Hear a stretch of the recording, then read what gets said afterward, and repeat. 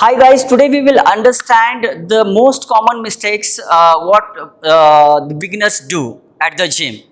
तो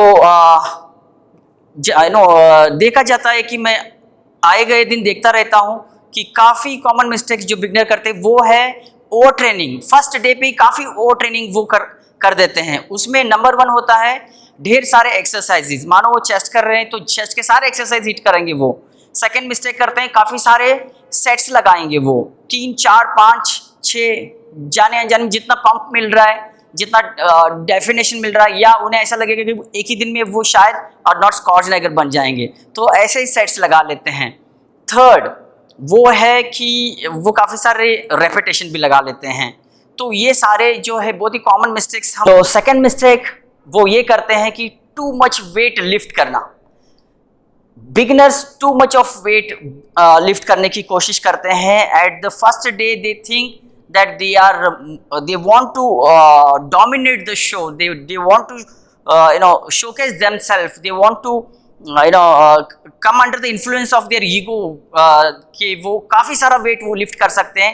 उस चक्कर में वो to much of weight lift करते हैं, जिसके चलते उन्हें उनका फुल रेंज ऑफ मोशन नहीं मिलता, उसके चलते मसल अच्छे से ट्रेन नहीं होता है। सेकेंड थिंग, उनका बॉडी उनको इंडिकेट करता रहता है कि बॉडी स्टार्ट शिवरिंग। अगर इंटेंसिटी ज़्यादा है तो आपका बॉडी शिविर होता है, और अगर शिविर हो रहा आपका body, that means you are going to harm yourself. तो इसके चलते ज़्यादा इंटेंसिटी हम लोग ये भी देखते हैं कि कार्डियो पे, मानो कि ट्रेडमिल पे वो अगर चल रहे हैं तो काफ़ी स्पीड पे, काफ़ी रफ्तार में भागने की कोशिश करेंगे, जिसके चलते काफ़ी सारे एक्सीडेंट्स भी होते हैं। एक्सीडेंट्स ठीक है, एक तरफ से आप उसे ओवरकम हो सकते हैं, but what about the discomfort और the too much of aggressive training you are, आपके हार्ट और लंग्स पे काफ़ी जोर पड़ रहा है, तो इसका आप ध्यान लगाए, क्योंकि exertion is nowhere going to increase your fitness level. Fitness level आपका कार्डियोवास्कुलर का स्टेप बाय स्टेप इंक्रीज करना होता है। Too much of exertion can be very fatal. So third common mistake वो ये है कि वो अपना सेल्फ वर्कआउट करना चाहते हैं। वो किसी ट्रेनर या क्वालिफाइड एक्सपर्ट का सलाह नहीं लेना चाहते, वो सेल्फ वर्कआउट करना चाहते हैं, या फिर उनके कोई फ्रेंड होते हैं उनका वो वर्कआउट करते हैं उनके साथ मिलकर।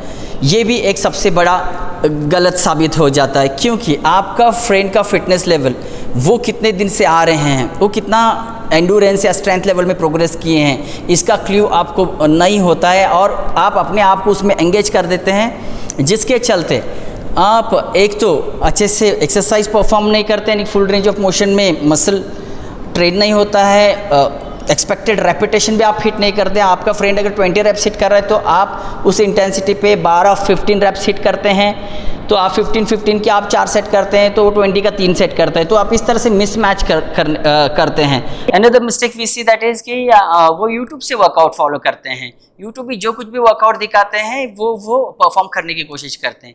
चलो ये अच्छी बात है, आप कुछ करने की कोशिश ज़रूर कर रहे हैं, but whether it is meant for you, whether it is beginner workout और इंटरमीडिएट वर्कआउट और advance workout, whether that workout is as per your protocol, आपका गोल क्या है उसको मीट कर रहा है, इसका कोई क्ल्यू नहीं। क्ल्यूलेसली आप बस एक मेहनत के चक्कर में कोई भी एक्सरसाइज आप परफॉर्म कर रहे हैं जो कि आप खुद ही समझ में नहीं आ रहा कि आप किसके लिए क्या कर रहे हैं। मिस्टेक वो यह करते हैं कि फेवरेट वर्कआउट्स रहते हैं उनके, वही वर्कआउट लॉन्ग टर्म तक करते चलते हैं, वही सेम इंटेंसिटी, वही सेम सेट्स, वही सेम रैप्स। ये मंथ एंड या 2 मंथ्स बॉडी प्लेटो रीच हुआ है, इसका कोई उन्हें अंदाज़ा नहीं होता। When to change the workout plan, why to change the workout plan, इसका कोई उन्हें क्या कहते हैं ज्ञान नहीं होता है, but they just keep on doing because their mental satisfaction becomes most important than their progress, which is entirely and wrong idea.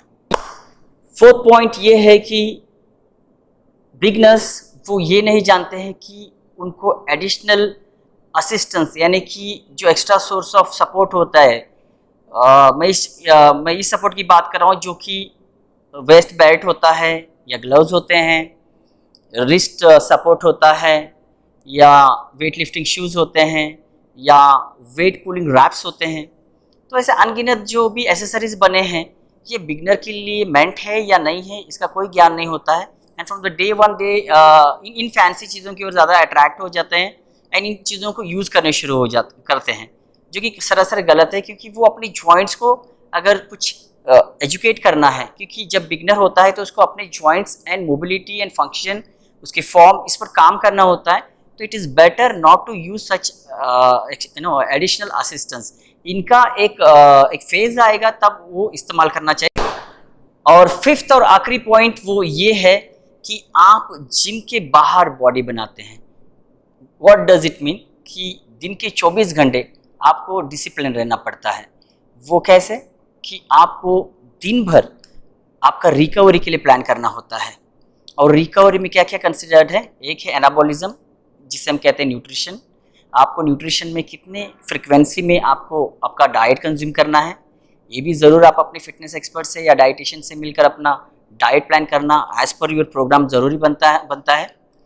तो ये discipline every day, not one day या ओकेजनली आप कर रहे हैं, एवरी डे आपको अपनी body को फिट करना ही है।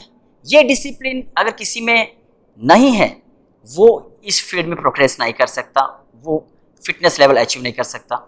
And the foremost important is sleep, recovery and sleep. You have to sleep 8 hours mandatorily at least. Those who are doing fitness, the gym regimen, जहाँ पर स्ट्रेंथ ट्रेनिंग इन्वॉल्व है, 8 घंटे का स्लीप ज़रूरी हो जाता है। और उसके लिए आप 8 घंटे कभी भी सोते हैं ऐसे नहीं होता है, उसके लिए भी आपको एक डिसिप्लिन होना पड़ेगा कि आप एवरी डे उठना और सोना, इसका टाइम फिक्स होना बहुत ही ज़रूरी है। गाइस, आई होप आपको ये वीडियो पसंद आया होगा। ये 5 मिस्टेक्स बिल्कुल भी बिगनर्स ना करें और अपने फिटनेस को एक स्मार्ट डिसीजन से कम समय में बेहतर से बेहतर बनाएं।